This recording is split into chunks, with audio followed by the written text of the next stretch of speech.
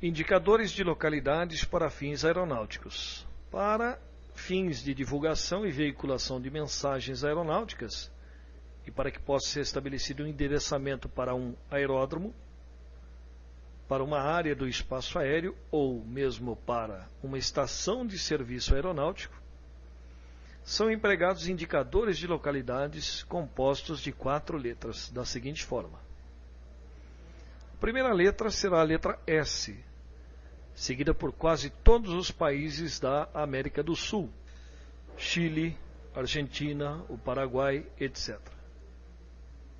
A segunda letra será a letra B para o Brasil, e principalmente para qualquer aeródromo que disponha de serviço de telecomunicações aeronáuticas, telecomunicações via rádio, através de alguma estação no solo naquela localidade. Guarde bem isso. As duas últimas letras indicarão a localidade, a área ou a estação. Por exemplo, SBGL, indicador do Aeroporto do Galeão, no Rio de Janeiro.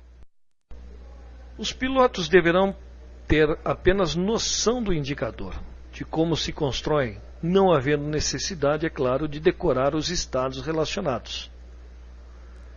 Para os aeródromos e aeroportos que não possuem uma estação de telecomunicações aeronáutica, para rádio coordenação local, foram criados indicadores que serão adaptados aos aeródromos e aeroportos por estados brasileiros com as seguintes séries: Sierra Delta Alfa Alfa até Sierra Delta Zulu Zulu, Sierra Índia Alfa Alfa até Sierra Índia Zulu Zulu, Sierra November Alfa Alfa até Sierra November Zulu Zulu, Sierra Sierra Alfa Alfa até Sierra Sierra Zulu Zulu e Sierra Whisky Alfa Alfa até Sierra Whisky Zulu Zulu. Quando os indicadores de localidades forem pronunciados pela fonia, deverão ser lidos através do alfabeto fonético. Seleção e numeração de cabeceira de pistas. Os aeródromos e aeroportos brasileiros têm suas cabeceiras de pistas numeradas em relação ao grau magnético de orientação. Outras matérias do curso de IPP tratarão esse assunto com outras propriedades, porém, vamos explicar rapidamente o que é esse grau magnético, para que você possa entender a numeração das cabeceiras de pistas e também responder questões na prova da ANAC. Os ímãs possuem um polo identificado como norte e o outro identificado como sul, como pode ser visto na figura. A Terra, por assemelhar-se em termos magnéticos a um grande ímã, também tem seu norte magnético e seu sul magnético. No entanto, os polos norte e sul magnéticos não coincidem com os polos norte e sul verdadeiros. E como a navegação aérea se utiliza basicamente de bússolas que se orientam pelo magnetismo terrestre, toda a navegação aérea será regida por este mesmo magnetismo.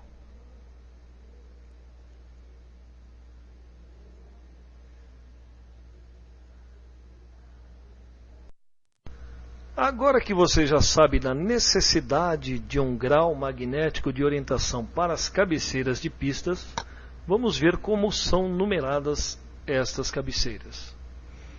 Vamos utilizar os dois primeiros algarismos desse grau magnético, arredondando-se para o valor inteiro mais próximo para que possamos designar a numeração da cabeceira. Assim sendo, uma pista orientada no rumo magnético 143 graus será numerada como pista 14.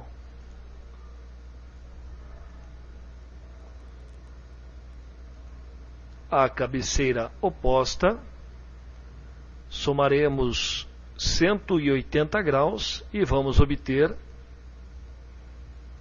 320 graus, portanto, pista 32.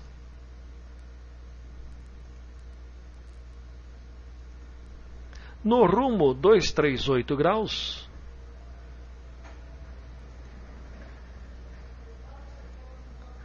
será a pista 24.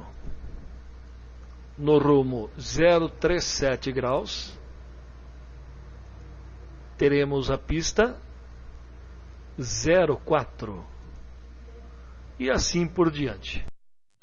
Ainda continuando na seleção e numeração de cabeceira de pistas, quando o grau final magnético for o algarismo 5, por exemplo, 265 graus, o arredondamento será para mais.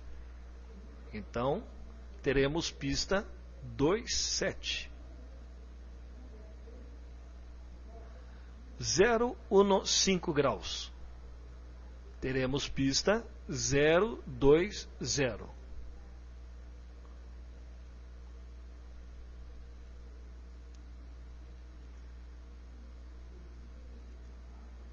E assim por diante. Muito cuidado. Para os quadrantes magnéticos entre 045 graus e 054, observe os dois primeiros algarismos. Teremos a pista 05.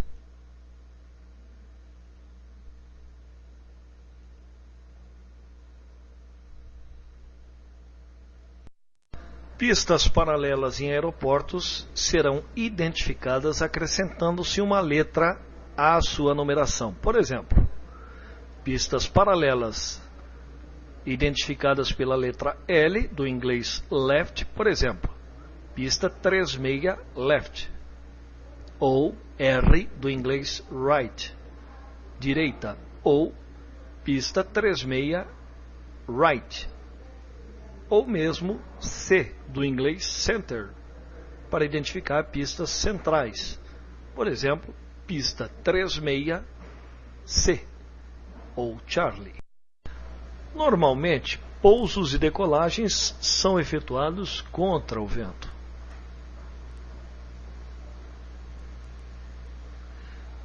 Porém, devem ser considerados ventos laterais,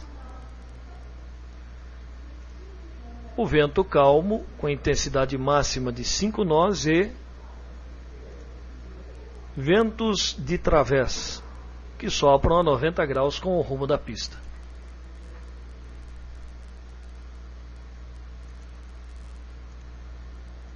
No entanto, podem existir aspectos particulares de alguns aeródromos que definirão fluxos do vento a favor, como por exemplo, a declividade da pista, presença de obstáculos na decolagem ou mesmo a decisão do piloto.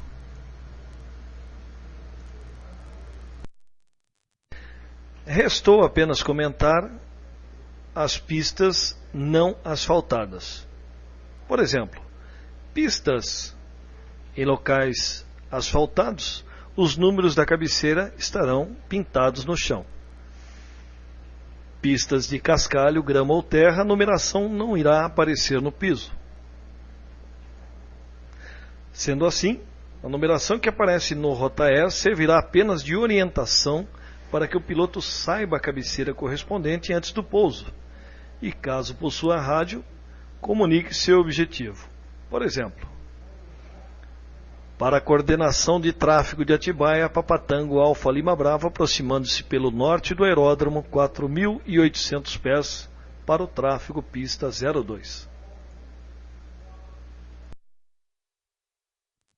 Vamos falar em aeronaves e marcas de matrícula e nacionalidade.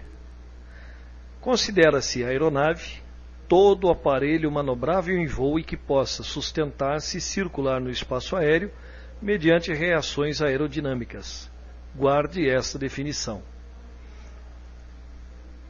As aeronaves brasileiras são classificadas em civis e militares. As aeronaves civis são classificadas em públicas e privadas. As aeronaves militares são as que fazem parte das Forças Armadas, inclusive aquelas que podem ser requisitadas na forma da lei para cumprir missões militares. Também, por definição, a aeronave é considerada de nacionalidade do estado em que esteja matriculada, e essa matrícula juntamente com todos os seus dados, conforme pode ser observado na figura: tipo, ano, proprietário, etc., constarão de um documento intitulado Registro Aeronáutico Brasileiro, RAB.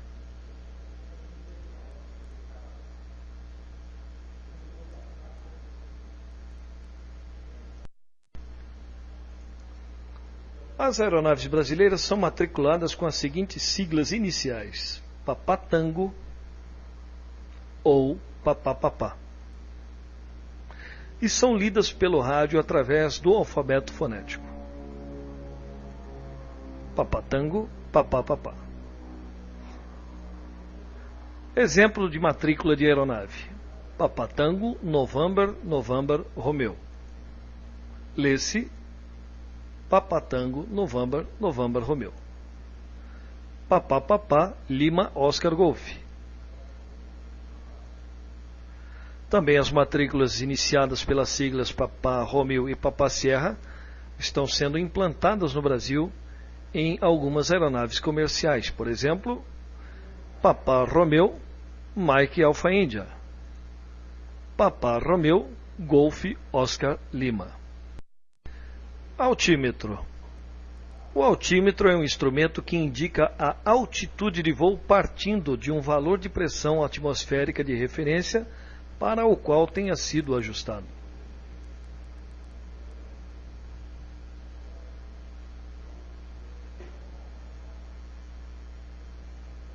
Pode-se dizer que o altímetro ainda mede uma superfície isobárica, ou seja, superfície de mesma linha de pressão, partindo de um referencial de outra pressão isobárica para o qual tenha sido ajustado. O mostrador de um altímetro básico é formado de botão, conhecido como ajuste de altímetro, que age sobre a mudança dos valores de pressão e fazendo assim com que os ponteiros sejam direcionados ao valor ajustado. Os algarismos das altitudes correspondem a centenas ou milhares de pés. Por exemplo, o número 3 na figura corresponde a 300 pés, 3.000 pés, etc. A graduação intermediária também obedece igual correspondência. O mostrador das indicações de pressão atmosférica pode apresentar resultados nas unidades. Aqui é mais utilizada hectopascal ou mesmo polegadas de mercúrio, não utilizado no Brasil. Alguns altímetros possuem mostradores com os dois tipos de unidades, conforme se pode ver na figura.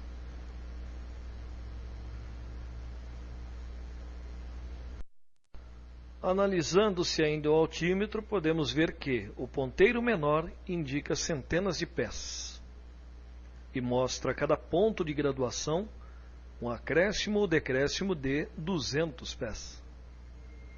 Exemplo: quando aponta para o número 2, poderá indicar 2.000 pés. O ponteiro maior indica a variação a partir das dezenas de pés, para mais ou para menos. Exemplo: se apontando para o número 4, poderá estar indicando um valor da ordem de 400 pés. A janela de alerta de altitudes indicará valores acima de 10.000 pés de altitude quando aparecer. Como vimos então, o altímetro mede o diferencial de pressões atmosféricas a partir de um valor de referência para o qual o aparelho foi ajustado. A pressão de impacto será captada através de uma tomada chamada tomada estática, conhecida também como sistema pitot-estático, e conduzida por um tubo até a caixa do aparelho instalada no painel da aeronave. O botão de ajustes de pressão irá dilatar ou comprimir um diafragma chamado de cápsula aneroide, como pode ser visto na figura. Esta cápsula fica no interior do altímetro irá se dilatar ou mesmo se contrair conforme os valores de pressão externa forem variando enquanto a aeronave sobe ou desce na atmosfera. Dilatando-se, a cápsula aneroide movimentará os ponteiros do altímetro, mostrando uma altitude maior, ou seja, pressão no exterior da cápsula menor do que a do seu interior. Isto é feito através de mecanismos que tendem a ampliar os movimentos dessa cápsula. E, ao se comprimir, ao contrário, registrará altitudes menores. Dois valores são conhecidos mundialmente para que se possa proceder à operação de um altímetro. Um, representado pelo Código Internacional QNE, que corresponde a um valor constante de 1013,25 hectopascal. Pode ser aceito como 1013,2 ou 29,92 polegadas de mercúrio. O outro valor, também indicado pelo Código Internacional QNH. Este valor é lido diretamente num medidor de pressão, chamado barômetro, instalado em uma estação aeronáutica que pode ser uma torre de controle ou uma estação qualquer de telecomunicações, e esse valor já está reduzido para o nível médio do mar. A matéria de meteorologia tratará mais profundamente dos assuntos relativos às pressões QNE e QNH. Os valores correspondentes ao QNH serão informados via rádio para as aeronaves, arredondando-se para o valor inteiro inferior mais próximo. Por exemplo, o valor 1018,5 hectopascal será informado desconsiderando-se também a unidade hectopascal, da seguinte forma: 1018. Um outro valor de pressão, cujo código internacional é QFE, corresponde ao valor 0, ou seja, se uma aeronave estiver pousada em um aeródromo ajustada com este valor, a indicação que o altímetro apontará corresponderá à altura ou distância da aeronave em relação ao solo naquele local. Este valor deve apenas ser conhecido pelo piloto. Normalmente ele não é utilizado no Brasil em operações aéreas. Quando o valor ajustado no altímetro corresponder ao QNH, o altímetro mostrará a altitude oficial média do aeródromo, ou sua elevação, quando a aeronave estiver pousada naquela localidade. Permite-se um erro de tolerância máximo em torno de 75 pés em relação à indicação correta. Portanto, é necessário ao piloto, quando pousar ou decolar em um local que possua uma estação aeronáutica de radiotelecomunicações, seja ela uma rádio ou uma torre de controle, que se obtenha o valor do QNH para que possa ajustá-la ao altímetro de bordo e poder, então, confirmar o posicionamento vertical e informar o posicionamento vertical da sua aeronave em termos de altitudes. Toda a aeronave nas proximidades naquele momento deverão manter a mesma ajustagem. Para essa matéria é importante saber que uma aeronave decolando de um aeroporto ou aeródromo deverá conservar o valor do QNH que obteve na localidade e durante a subida e ajustar para o valor QNE imediatamente após passar uma determinada altitude. Esta altitude é conhecida como altitude de transição.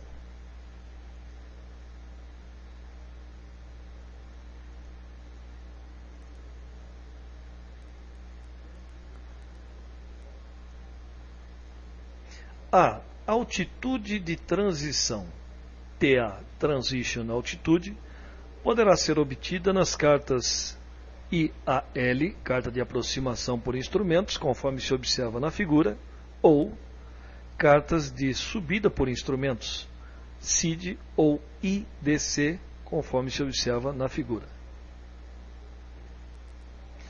A partir daí, as aeronaves informarão as indicações altimétricas em níveis de voo, Flight Level FL, baseados então na pressão QNE, o valor padrão 1013.2, ao invés de altitudes.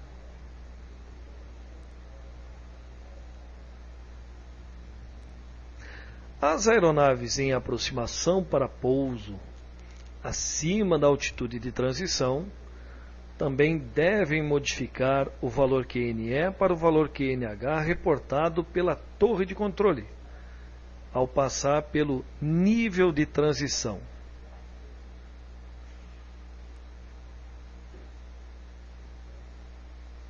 Observe que a altitude de transição é a decolagem e a subida e a transformação de QNH para QNE. Para o pouso, nível de transição, no momento onde se muda de QNE para QNH em descida. Aeródromos que não possuam informações relativas ao valor QNH, os pilotos poderão fazer as modificações a partir da altitude de 3.000 pés. Para que você possa ser auxiliado em sua orientação direcional e, se sua aeronave possuir um receptor adequado, quando em voo visual, você pode se utilizar de antenas de rádio auxílios à navegação aérea. Mesmo as aeronaves de pequeno porte podem possuir equipamento receptor para essas antenas e podem utilizá-los apenas como recurso adicional de auxílio à navegação visual. Em várias localidades no Brasil estão instalados o que podemos chamar de rádio auxílios. Repare nesta carta. Esta é uma carta de voo por instrumentos. Aqui temos o rádio auxílio São José, frequência 112,8 MHz ou 350 kHz.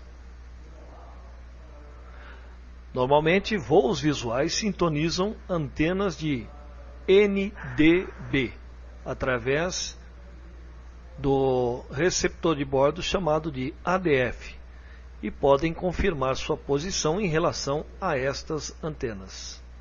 Por exemplo, 350 kHz de São José na carta,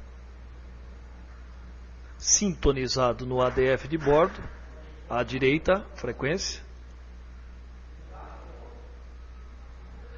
irá indicar onde está a estação.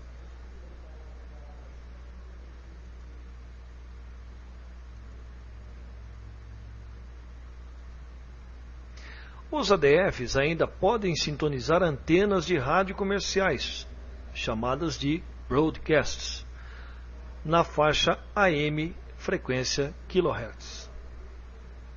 As frequências das antenas de NDB e VOR, assim como as frequências de várias broadcasts conhecidas pela sigla RDODIF, de radiodifusora, localizadas em diversas cidades do Brasil, poderá também ser consultada pelo piloto no manual Rotaer.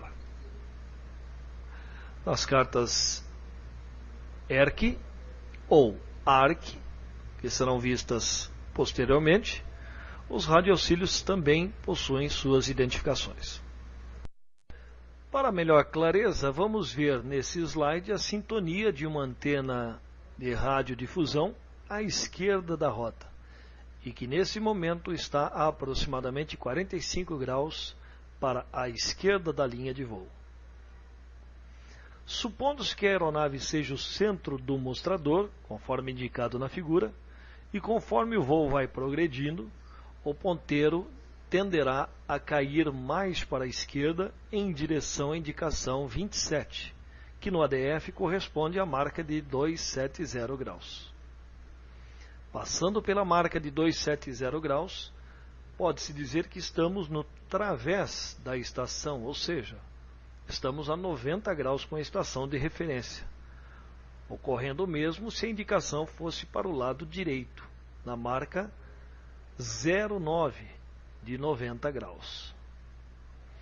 Da mesma forma, se o ponteiro estiver marcando 0, o piloto poderá supor que está indo em direção à estação sintonizada, conforme mostrado na figura. Sendo a estação 1 NdB, ao sobrevoar a antena haveria o que nós chamamos de bloqueio da estação, e o ponteiro cairia ou para a esquerda ou para a direita, indo em direção ao número 18 ou a letra S, sul. O bloqueio de NDBs é muito mais preciso do que as estações comerciais em AM, as broadcast, fazendo com que estes NDBs sejam largamente utilizados para voos que voam por instrumentos. Dois tipos de rádio auxílios à navegação são interessantes saber. Antenas de NDB, Non-Directional Beacon, operadas na faixa de kHz, recebidas a bordo pelo equipamento chamado ADF, Automatic Directional Finder. O símbolo nas cartas será um círculo pontilhado. Guarde bem, símbolo na carta, círculo pontilhado. O VOR, Very High Frequency Omnidirectional Range, operando na frequência MHz, ou frequência muito alta, Very High Frequency, cujo receptor de bordo será um VOR também. O símbolo nas cartas será um hexágono. Guarde bem, símbolo para VOR, hexágono. O VOR tem um funcionamento um pouco diferente dos NDBs. Será visto melhor na matéria de navegação. Notificação aos aeronavegantes, ou NOTAMs. NOTAMs, também conhecidos como aviso aos aeronavegantes, são boletins informativos que contêm dados sobre estabelecimento, condição ou modificação de qualquer instalação no âmbito aeronáutico, serviço, perigo ou procedimento, e cujo conhecimento rápido seja indispensável para todos os encarregados das operações aéreas. Estes boletins serão lançados na forma de NOTAMs, Notice to Airmen, e podem ser subdivididos em duas classes, a saber, classe 1 e classe 2. Os NOTAMs de classe 1 são boletins produzidos pelos Centros Regionais de NOTAMs, CRNs. Esses boletins são enviados para todas as instalações interessadas na forma escrita ou através de telecomunicações aeronáuticas. Boletins de classe 1 são de caráter temporário e mantêm dados que raramente modificarão as normas e procedimentos no âmbito aeronáutico. Áreas de divulgação de NOTAM classe 1 são 5, a saber, Área Bravo para Recife e Belém, Área Delta para São Paulo e Rio de Janeiro, Área Eco Curitiba, Área Foxtrot para Brasília, Área Golf para Manaus. Estas letras são indicadas no corpo da mensagem juntamente com o ano de sua expedição. Já os NOTAMs divulgados pelos Centros Gerais de NOTAM, CGNs, serão identificados pela letra Zulu. Já os NOTAMs de classe 2 são veiculados por meios de prospectos e enviados aos usuários e mesmo aos assinantes. Esses NOTAMs destinam-se a modificar procedimentos operacionais como subidas, descidas e rotas de tráfego aéreo, ou facilidades e instalações cujo caráter de modificação é permanente.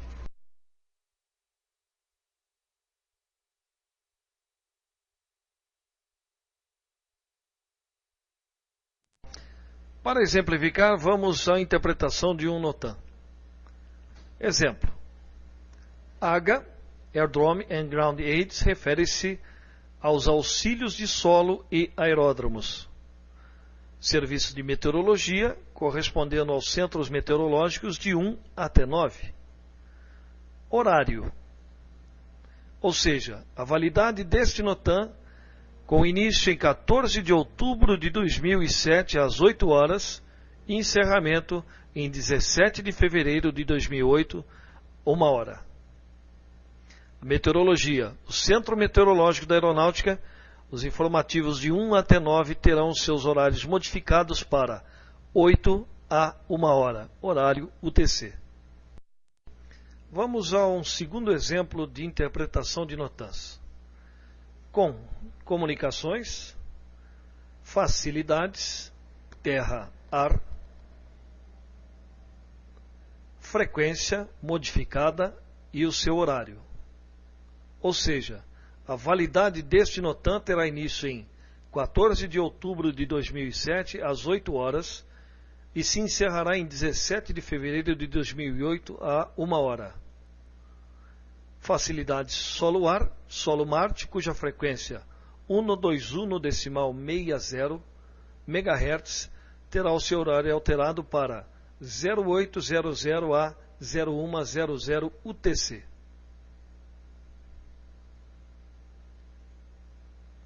Os NOTAMs utilizados nesse curso de regulamentos de tráfego aéreo são meramente ilustrativos, foram apenas criados com fins didáticos.